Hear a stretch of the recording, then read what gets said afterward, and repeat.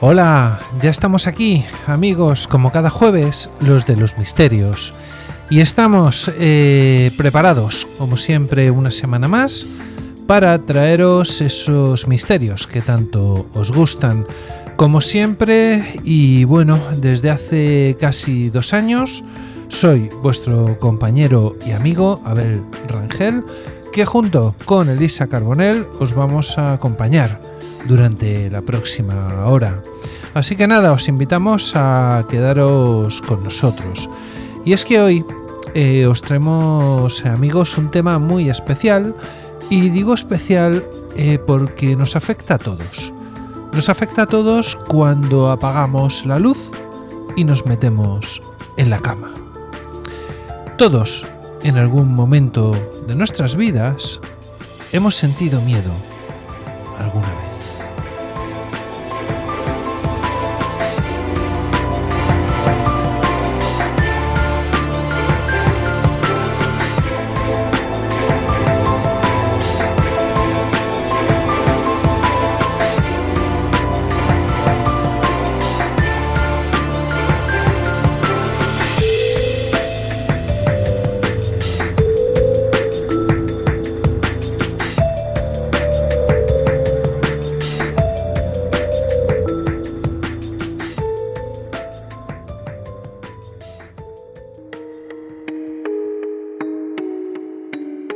Estás escuchando Claves del Misterio en Onda Vallecana.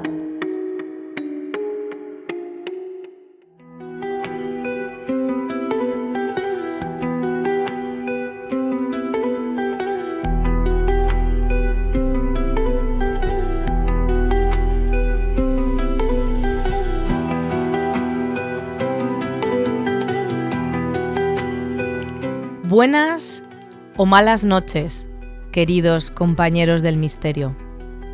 ¿Dormís bien? ¿Para vosotras el sueño es algodonoso, sobre nubes? ¿O más bien una aventura de la que no sabéis cómo escapar? ¿Sufrís de insomnio? ¿Por qué algunas noches el merecido descanso, el refugio de la mente, el sueño, se vuelve contra nosotros y nos lleva a lugares de los que queremos huir? Los terrores nocturnos son estudiados por especialistas en trastornos del sueño, una especie de fallo o de desconexión entre nuestro cerebro y el resto del cuerpo, que hace que sintamos una experiencia angustiante, ansiedad, taquicardias, sudores fríos, convulsiones, dolor muscular, cortes de respiración, pánico. ¿A dónde se ha ido nuestra mente? ¿Y cómo, por qué, lo registra de esta manera siniestra nuestro cuerpo? Como siempre, esta noche Abel nos devela los misterios de los terrores nocturnos, haciendo un recorrido por los testimonios históricos que existen, así como lo que los estudiosos y la ciencia explica. Pero a pesar de las investigaciones, yo no puedo dejar de aterrarme al saber que esos terrores nocturnos se relacionan siempre con la misma visión, una presencia en la habitación, a pie de cama, una visita. ¿De qué? ¿O quién? ¿Qué haces aquí? ¿A qué has venido? Perturbador. Esta noche, al iros a dormir, quizá esté Freddy Krueger esperando vuestro sueño para nunca más despertar. Os deseo dulces sueños. Buenas noches.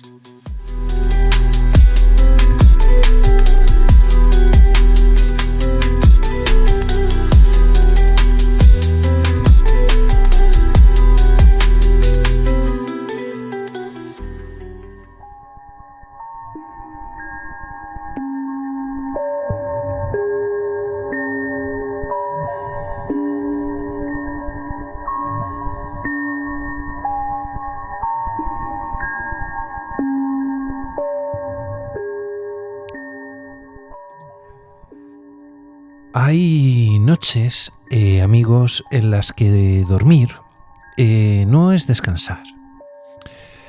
Y también hay otras en las que al cerrar los ojos o el simple hecho de cerrar los ojos, pues se convierte en un acto peligroso o cuanto menos inquietante. Lo sé porque cuando cae el silencio y la casa se apaga, algo cambia en nosotros. Y es que justo en ese momento el cuerpo se rinde, la voluntad se disuelve y la mente cruza un umbral invisible. No entramos, amigos, simplemente en el sueño.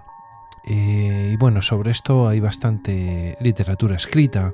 Entramos en un territorio donde la conciencia pierde sus defensas y donde a veces algo nos espera. Durante mucho tiempo se creyó que el sueño era un refugio y un lugar seguro, donde la mente se repara y el cuerpo se recompone, pero sin darle más importancia a lo que pasaba en el otro lado. Pero hoy, amigos, sabemos que no siempre es así.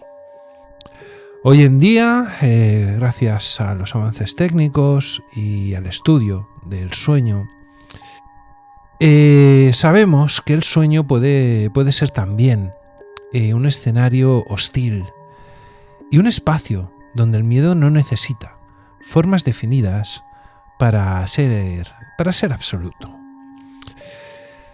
Y es que todo comienza con una sensación difícil de describir, por lo menos el tema que nos va a traer hoy aquí, que es un despertar brusco, incompleto y acompañado de una angustia que no tiene nombre. El corazón golpea con violencia el pecho, la respiración se vuelve torpe y solamente durante, unos segundos, incluso minutos, según a quien pregunten o a quien entrevisten, el terror es total, porque no hay imágenes claras, no hay recuerdos precisos y solo una certeza profunda de peligro. Y esta sensación que os he descrito, es lo que en medicina se denomina terror nocturno. Y esto es un poco el tema que os vamos a traer hoy y el tema que vamos a tocar. Las cosas que pasan cuando dormimos, las cosas que pasan cuando nuestro subconsciente se apodera del timón del barco.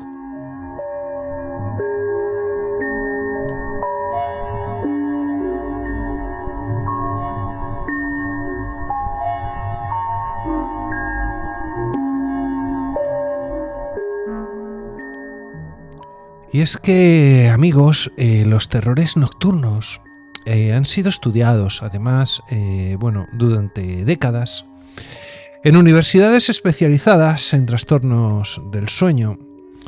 Y se sabe que ocurren cuando el cerebro emerge parcialmente de las fases más profundas del descanso.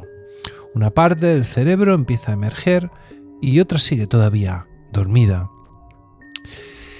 ¿Qué pasa cuando ocurre esto? Pues que el cuerpo reacciona como si estuviera ante una amenaza real, pero la conciencia no llega a despertar. Por lo menos no llega a despertar del todo. Es un error de sincronización, un fallo, quizás un pequeño error en el software de nuestro cuerpo, un fallo interno.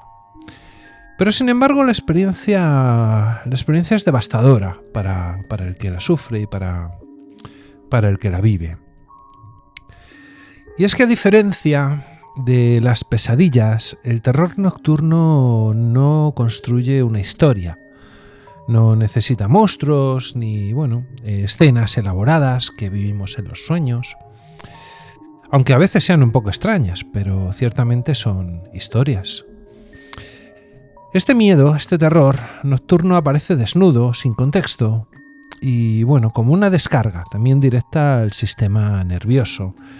El cerebro activa los mecanismos de supervivencia sin explicar el motivo. Y cuando no hay motivo, la mente comienza a buscarlo. Esto es un mecanismo, además, que se produce de forma automática, que nos pasa a todos los que alguna vez nos hemos encontrado en esa situación.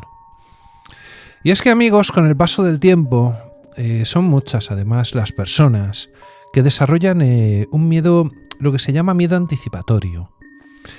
Este miedo anticipatorio es que no temen lo que sueñan, temen dormir. Porque saben, además, que al otro lado puede haber algo peor que una imagen, puede haber una presencia esperándoles.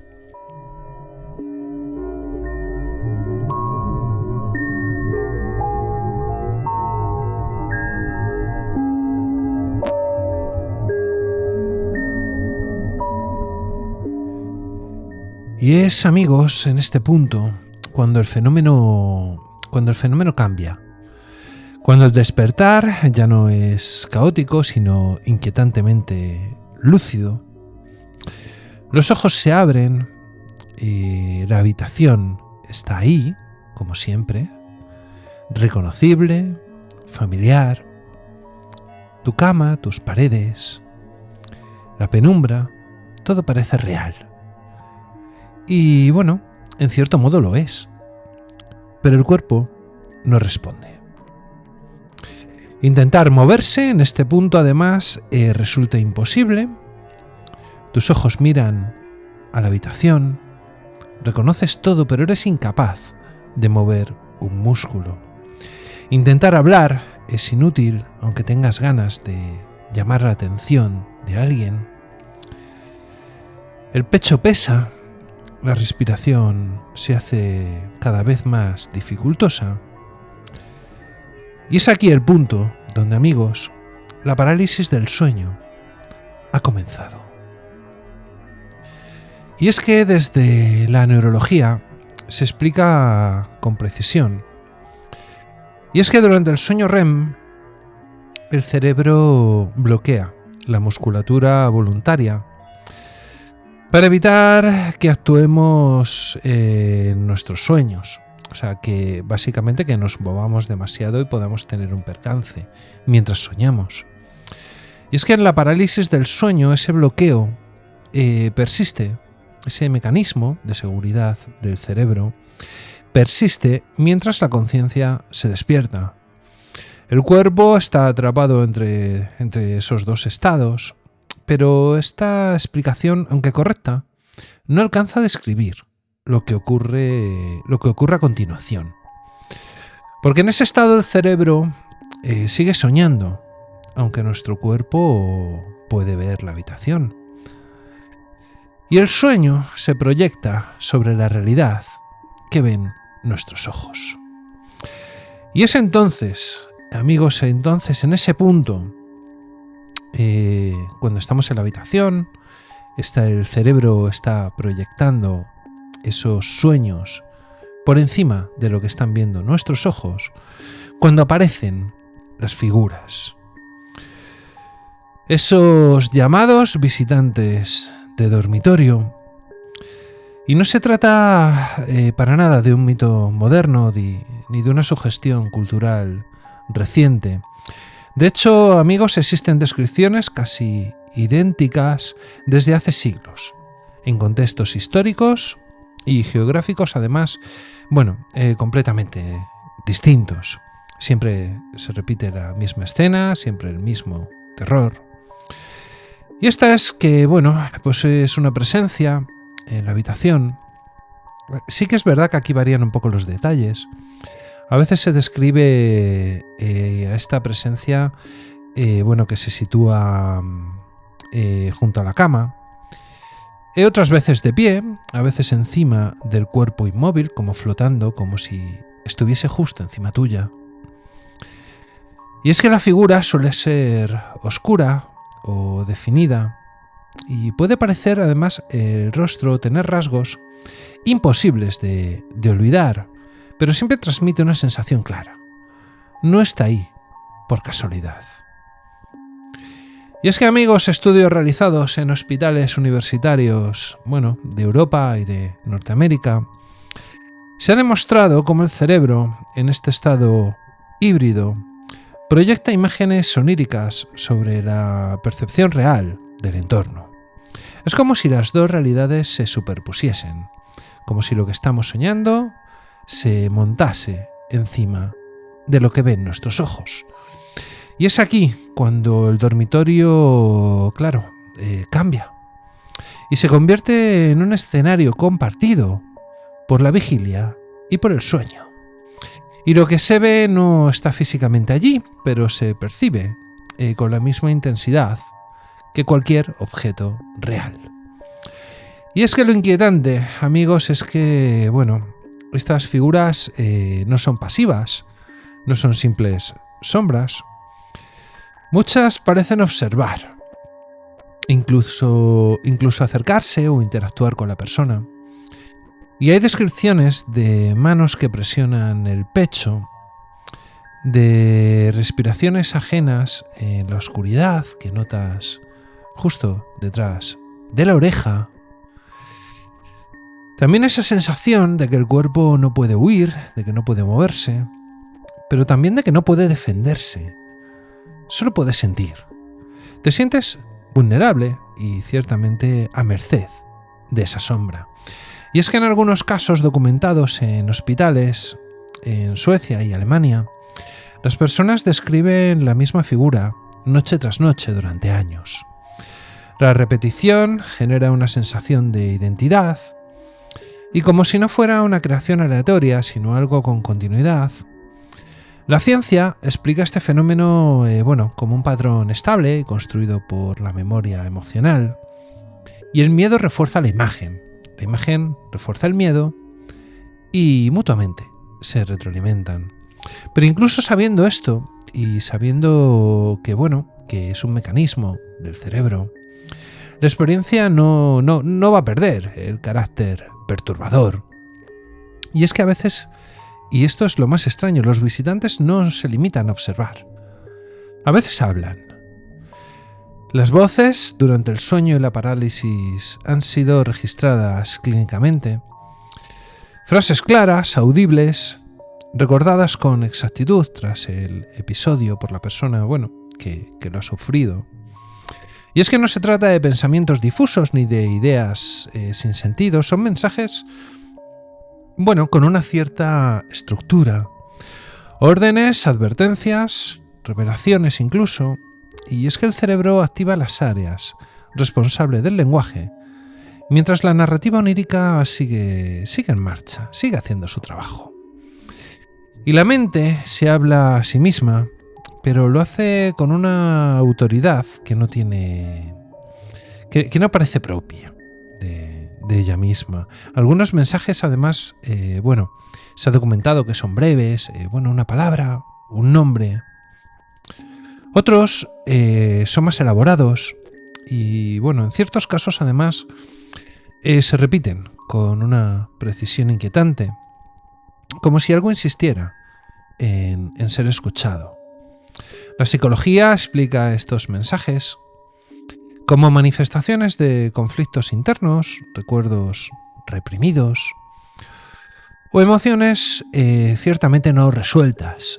El sueño actúa como un canal de emergencia, pero la forma en la que aparecen, amigos, esa intensidad con la que se viven estos sueños, hace que muchas personas los interpreten como algo externo, como una comunicación ajena a ellos mismos al vivirla.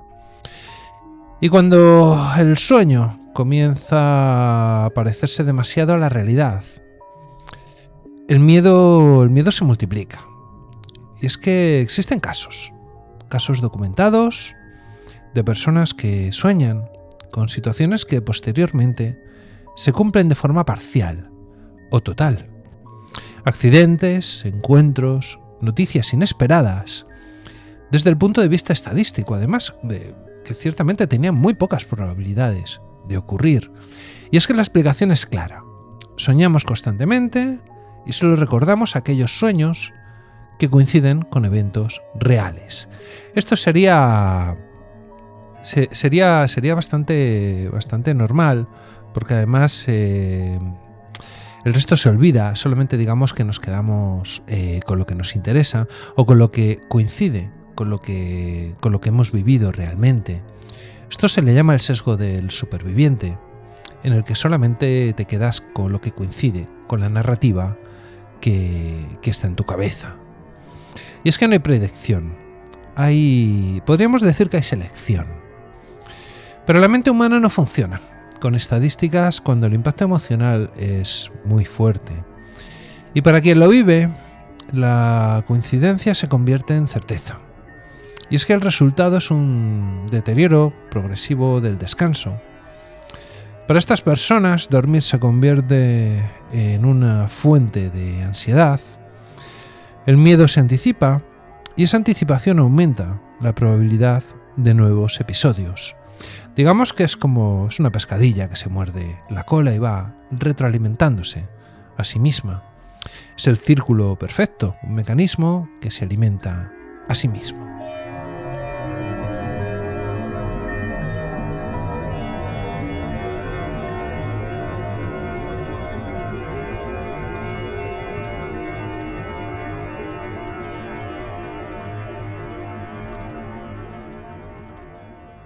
Y es que, amigos, todo esto nos conduce a una idea incómoda.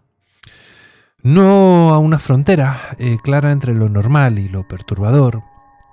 Y es que los mismos procesos que permiten soñar, que nos permiten imaginar y recordar, son los que bajo ciertas condiciones generan estas experiencias extremas. No se trata de un cerebro defectuoso, se trata de un cerebro humano. Y como todo cerebro humano, imperfecto, a veces. La noche amplifica lo que somos, reduce nuestras defensas. Y en este estado el miedo no necesita causas externas.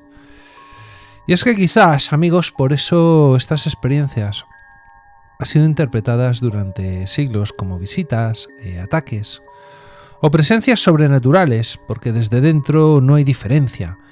Y para la persona que la sufre es real. Y es que aunque hoy podamos explicarlo con palabras como fase REM o alucinación hipnagógica o desincronización neurológica, estas palabras tan rebuscadas no disuelven la sensación de haber estado acompañado por algo en la oscuridad. Y es que, amigos, cuando esa habitación vuelve a quedarse en silencio, cuando no hay nadie alrededor, y cuando el cuerpo recupera el control y la respiración se normaliza, algo para esa persona que lo ha sufrido ha cambiado. Porque una vez que ha cruzado el umbral, una vez que el sueño ha mostrado su rostro más oscuro, nunca vuelve a ser un lugar completamente seguro. Porque además, amigos, desde tiempos inmemoriales, dormir implica confiar, es nuestro momento vulnerable. Y hay noches en las que realmente se traiciona esa confianza. Y no se traiciona porque esté rota, sino porque es capaz de crear horrores sin necesidad de inventarlos. Y eso, amigos, es quizás lo más inquietante de todo.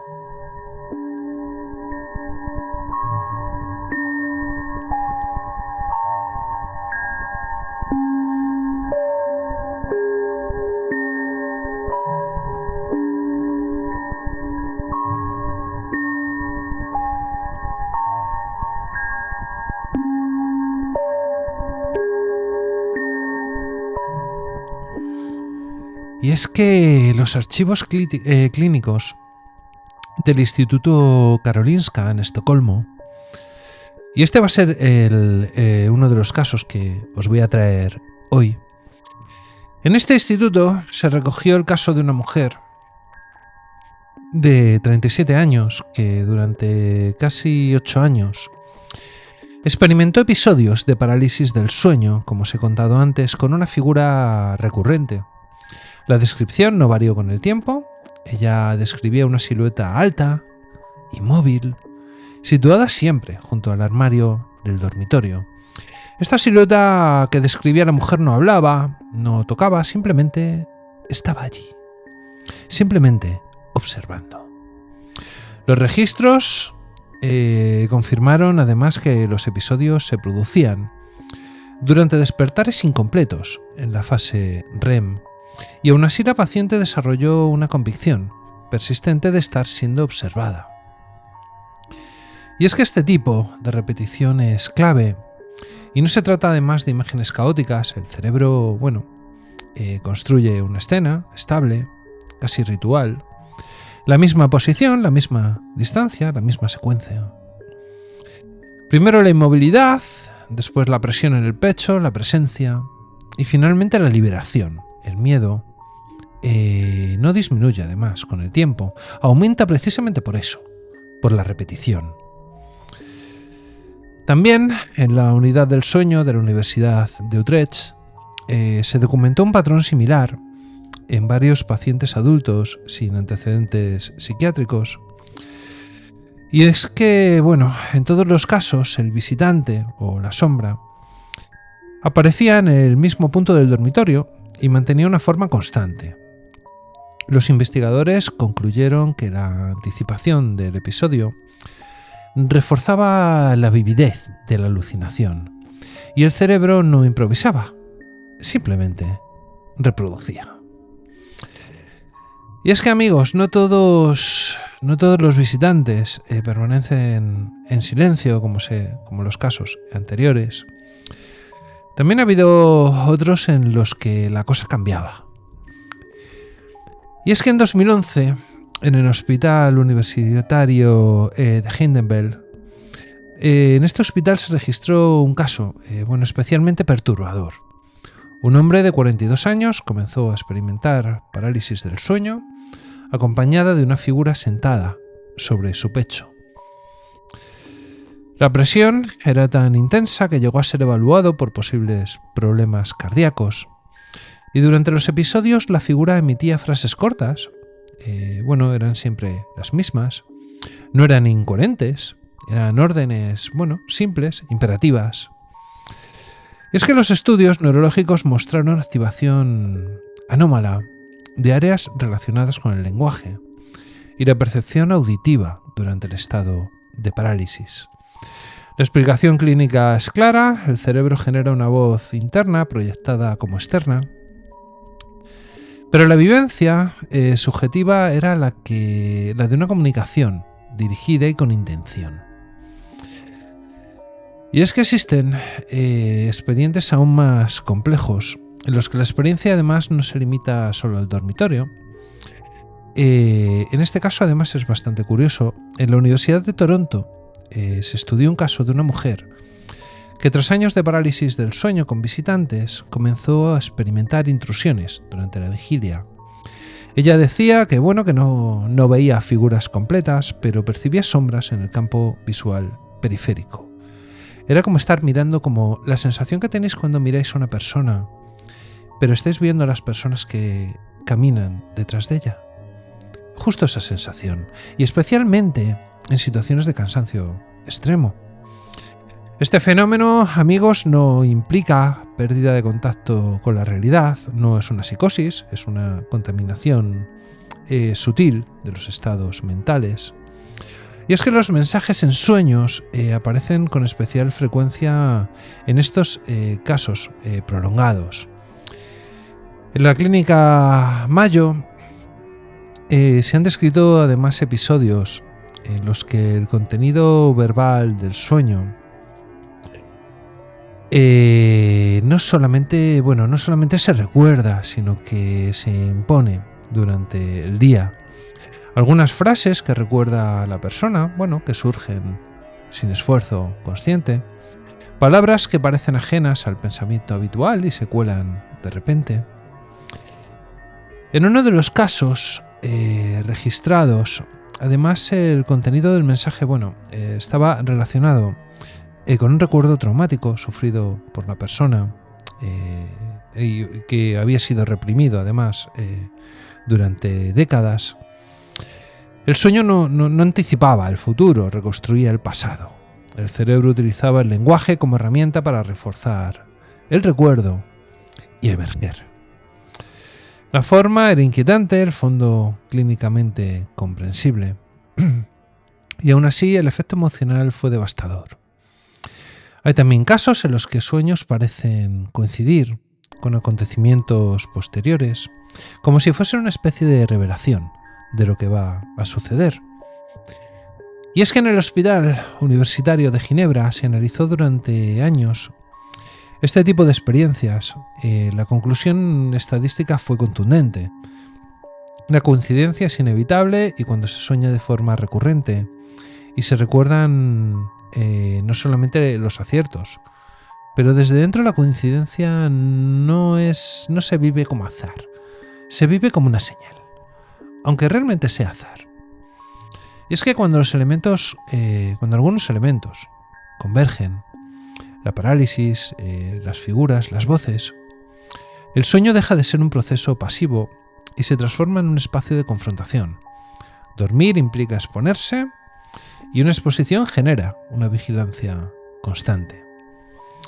La ciencia explica estos fenómenos con rigor: fases del sueño, activaciones neuronales, memoria emocional. Y es que nada de esto requiere elementos externos, y esa es quizás la idea más perturbadora. Lo llevamos dentro, está dentro de nosotros, y es que el cerebro humano es capaz de generar experiencias que cumplen todos los criterios de lo que tradicionalmente se ha interpretado como una presencia consciente.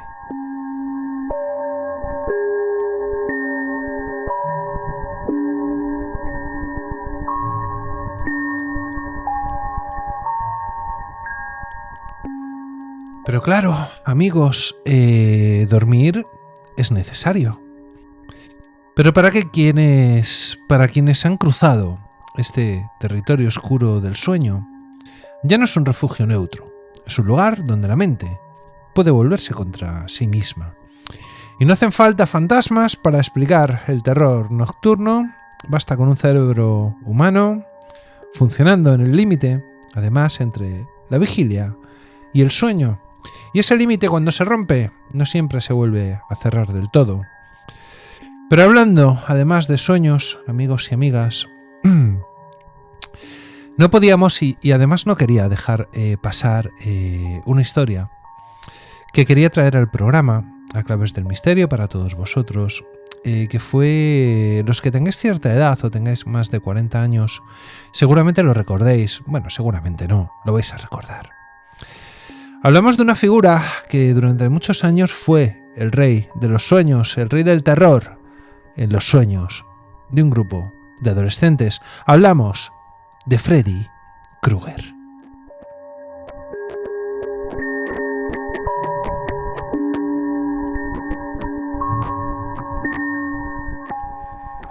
Y es que hay un momento, además, en el que el terror deja de ser abstracto y adopta un rostro reconocible. De aquí que os haya querido traer a nuestro amigo Freddy Krueger. Un momento en el que la cultura popular, además casi sin proponérselo, le puso nombre y también le puso imágenes a los miedos que ya existían mucho antes. Me voy a ir un poco atrás. Ese momento llegó en 1984, cuando el cine presentó a una figura que, no atacaba en la oscuridad de un callejón ni en una casa abandonada, se salía un poco de los estándares de la época. Esta figura tenía un lugar más curioso para atacar, y este era el sueño. Freddy Krueger no mataba mientras nos mataba cuando despertábamos, no nos mataba en el sueño, realmente morían de verdad.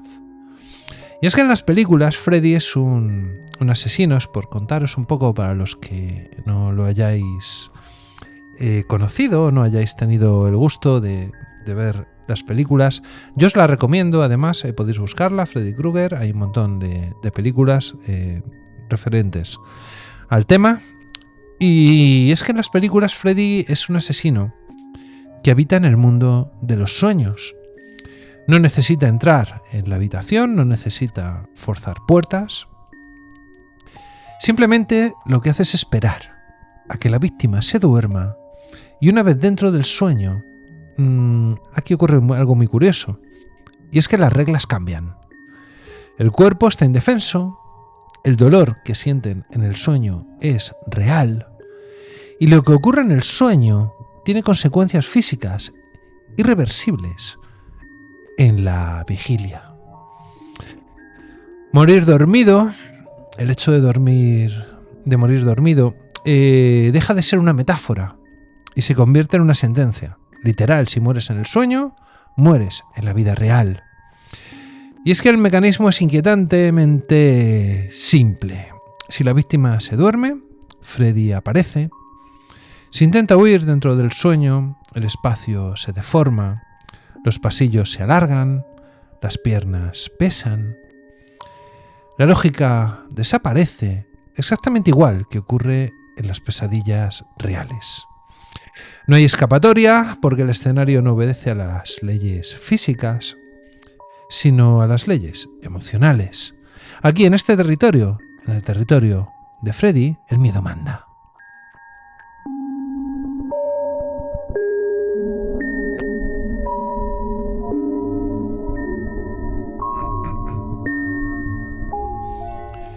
Y es que, amigos, Wes Craven fue el director y el creador del personaje de Freddy Krueger, pero no inventó esto desde la nada. Se inspiró en algo mucho más inquietante. Se inspiró en casos reales.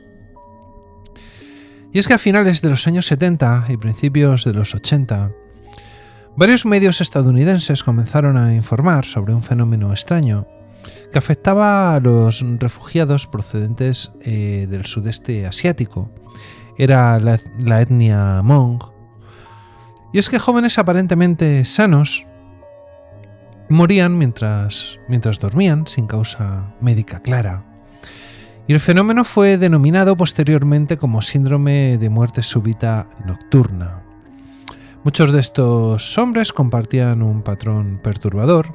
Antes de morir, estas personas describían terrores nocturnos intensos, pesadillas recurrentes, sensación de una presencia que se sentaba sobre su pecho, miedo extremo a dormir. Algunos luchaban activamente contra el sueño, contra lo que les ocurría dentro de ese mundo. Durante días, convencidos de que si se dormían, morían, y en varios casos documentados así ocurrió. La ciencia acabó relacionando estos fallecimientos con alteraciones cardíacas y estrés extremo, posiblemente agravados por el trauma, el desarraigo y la privación del sueño. Pero el elemento psicológico era innegable. Estas personas estaban convencidas de que algo las atacaba mientras dormían y de que el sueño era el lugar donde se desarrollaba el peligro. Pues bien, nuestro amigo Wes Craven leyó todos estos casos y entendió algo fundamental. Es que el verdadero terror no está en el monstruo. Está en la imposibilidad de escapar del descanso. Dormir, que debería ser un refugio, se convertiría en una trampa mortal. Y Freddy Krueger no era un fantasma cualquiera, era una personificación del miedo a cerrar los ojos.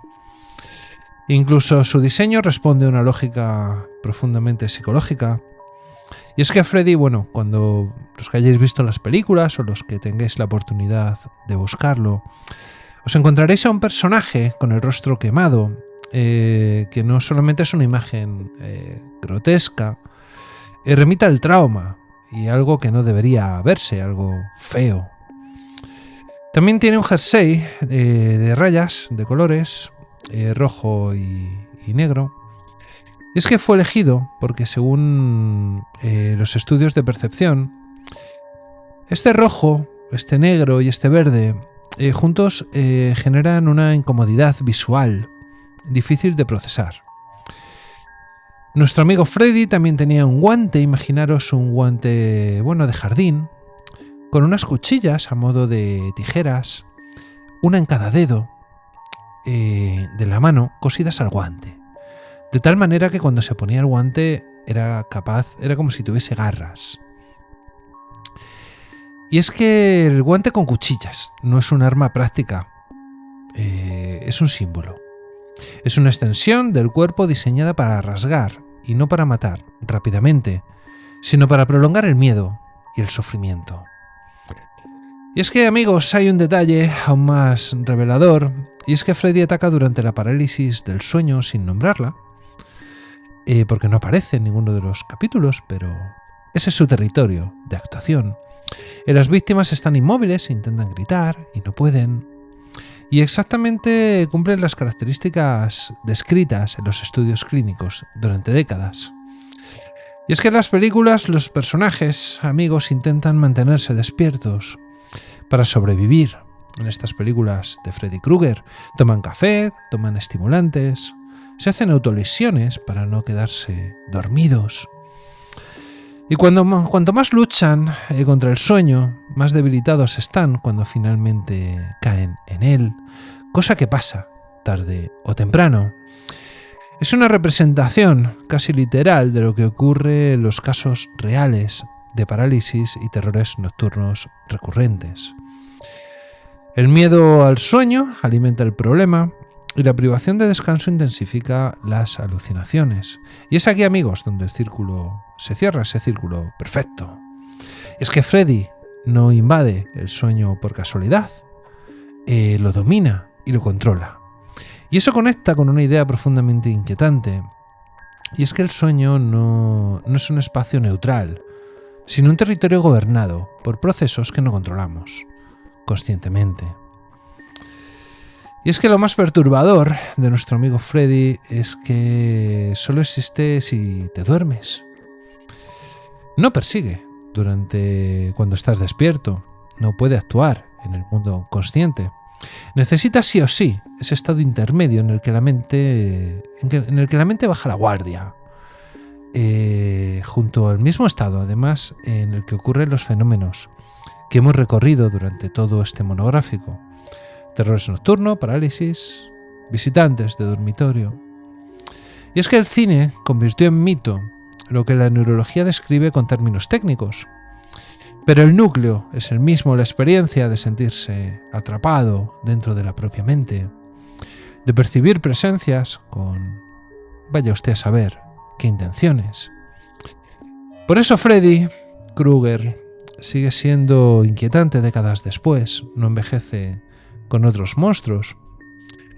No depende de modas ni de efectos especiales, porque no representa una amenaza externa, representa algo que todos y cada uno de nosotros llevamos dentro.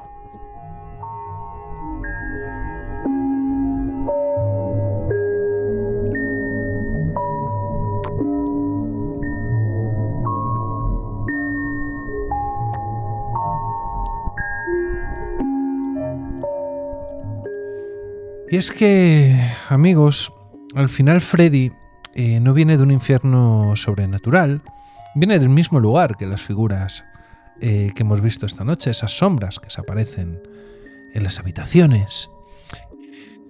Viene de la misma fuente que esos visitantes de dormitorio. Y cuando el cine exagera, lo hace porque la realidad ya era inquietante y porque existían personas que morían dormidas, convencidas de que algo les estaba persiguiendo en sueños. Porque existían, y ciertamente existen, personas que despiertan paralizadas viendo figuras al borde de la cama. Y porque el miedo al sueño no es una invención narrativa, es una experiencia humana documentada. Freddy Krueger, amigos, solamente puso rostro y nombre a algo que siempre, siempre estuvo ahí. A esa certeza incómoda de que al dormir renunciamos al control, de que la mente puede volverse contra nosotros sin previo aviso. Y quizás por eso, queridos oyentes, cuando apagamos la luz y llega el silencio, y ese silencio se instala en la habitación, el recuerdo de estas historias, el recuerdo de estos casos y el recuerdo de todas esas personas que han visto esas sombras vuelve. Y no como una película, no como ficción, sino como una pregunta inquietante que flota en la oscuridad.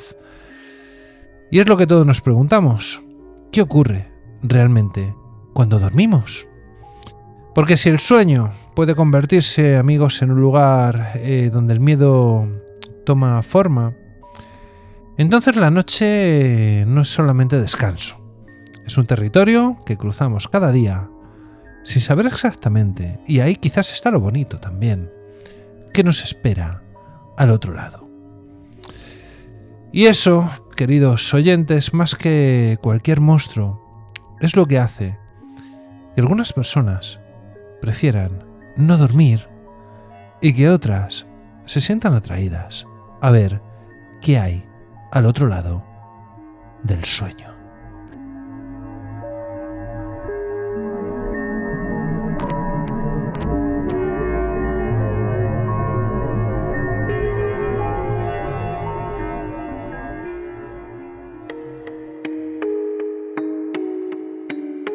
Estás escuchando Claves del Misterio en Onda Vallecana.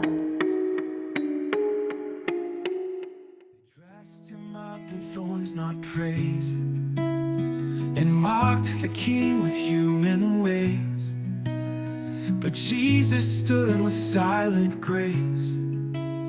No army rose, no sword was raised. He said, my kingdom's not from here. No throne of earth, no rule of fear. He came to show a greater reign, where mercy lives and truth remains. Y hasta aquí, amigos, hemos llegado por este paseo que hemos estado dando por el mundo de los sueños y de los terrores nocturnos, algo que, como habéis visto, tampoco es tan extraño. Algo, además, de lo que ninguno de nosotros estamos a salvo. Nosotros nos vamos, pero volveremos el jueves que viene, como siempre, desde nuestra casa, desde Onda Vallecana, donde cada semana hacemos esto para todos vosotros. Ya sabéis que podéis escribirnos a la dirección de correo electrónico del programa. Es la siguiente: infoclavesdelmisterio@gmail.com, infoclavesdelmisterio@gmail.com, donde estaremos encantados de atenderos. Y por supuesto también recordaros que podéis escuchar todos los programas, los anteriores, tanto en iVoox, en Spotify, en Apple Podcasts y en Amazon Music. No olvidéis suscribiros, es totalmente gratuito. Y nada más, aquí se despide, como siempre, vuestro compañero Abel Rangel, de parte de todo el equipo que hace posible este programa para vosotros. Y recordad, como os digo siempre, sed muy felices.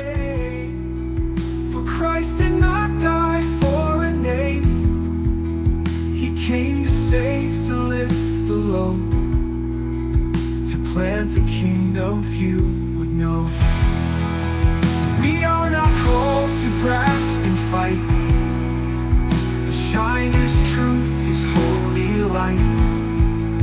Ambassadors of grace and peace, whose joy in Jesus shall not cease.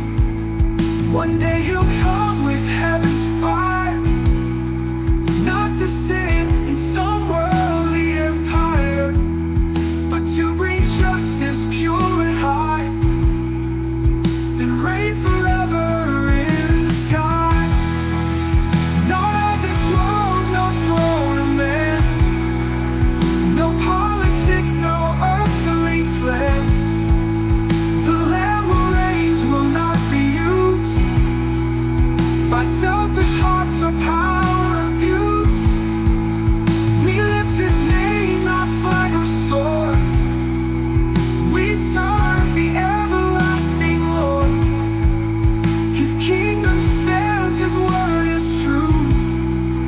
Eternal grace for me and you. So let the world chase fleeting fame. We'll bow bow to Christ, the risen name. For kingdoms fall and thrones will rust, but his shall rise in truth and trust.